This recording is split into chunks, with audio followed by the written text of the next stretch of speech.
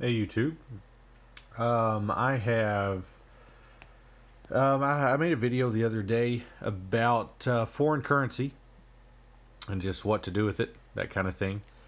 But a piece of foreign currency that I've always been real intrigued in or with is the Notgeld, which is it's a German and Austrian run of currency quite a while ago, World War One era. And I was going to give you a little history on it and show you some of my collection. I probably have, oh, I don't know. I shoot, I've got these two little folders here, and then probably two more that are not cataloged like these, full of Notgeld, and I couldn't even tell you how many I have. Maybe 700, 800 notes. And I've acquired these just through the years. And I went through a spell where I would buy them just kind of sporadically, just every chance I got. $2 here, $2 there. I couldn't even venture to know how much money I've spent on these. But I do have some stories, especially the one on the left here, where it's actually the folder. I'll tell you where I acquired that. But let me show you kind of what we're talking about. Now, I do not speak any German. I mean, I can like count to 10. It's about it. But the way these Notgelds work is during World War One. Germany, they were in kind of an economic crisis, and they had pretty bad hyperinflation. You could argue, maybe the worst the world's ever seen, I guess. And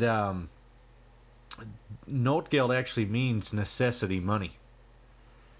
And localities in Germany, just basically little towns and big cities, it doesn't even matter, they started issuing these notes, and they were not actually sanctioned by the government to do that.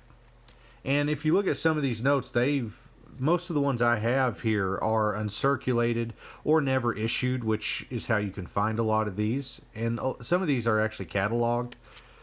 If I can buy them cataloged, I try to. And a lot of them are series. Here's 50s, Finnigs. There's a 25. Some have serial numbers, some don't. Some are signed and issued, some are not. They're all over the place. But anyway,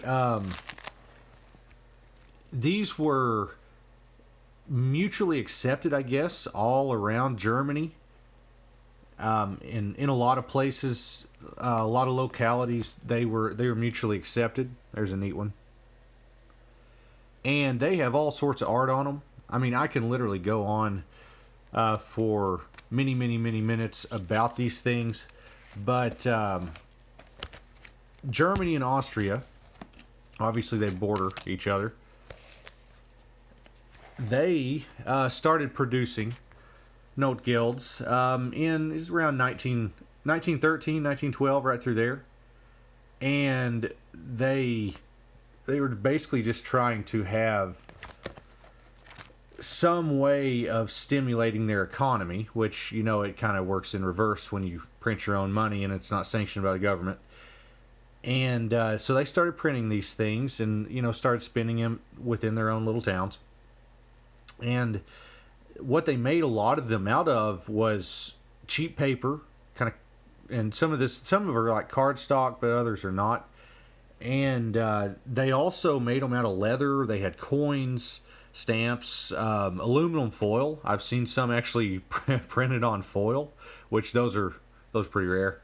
I have one that's printed on silk, and it's actually like the back of a couch, it looks like, and they've cut it out and stitched around the edges and made it all nice and neat. There's this one's a good one. And the themes that they chose on some of these things some are, anti-Semitic, some I'm not really sure what this is all about. Some obviously show their towns, some are comic strips, some are like animals talking.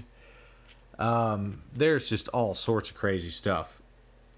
The coolest ones to have are actually the ones that they put on playing cards, and it kind of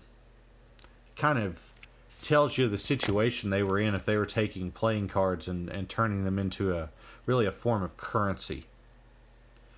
But this particular set of Notgelds we're looking at here, if you notice, there's in some of these there's some prices and everything. But I was at a coin and currency show years ago, and all this one booth had was foreign currency, and I wasn't about to stop. And then I saw this binder that said Notgeld on it, and I thought, well, heck, I'll stop then. There's a really pretty one, really unique, owls and monkeys. And when I stopped, I asked the lady that was working there about them, and she said, you could just buy them all. I'll cut you a deal on it. And if you look at some of these prices, it's 4 of 6, and that's referencing how many are in the actual run. There's $1.50. These things go from anywhere 50 cents up to, $8 or $9 for some of the more uncommon ones. The silk ones will sell for $75. The coins can bring $5 to $15. I've seen the playing cards, they can go well up into the hundreds. They're much harder to find. I actually don't have any of those. I had one and ended up selling it. But they're not super valuable or anything like that. But she ended up selling me this entire binder that you're seeing here for $100 on the dot. And both sides were happy. I was happy that I got probably the equivalent of 250 Notgelds, and she was happy to get them off her hands.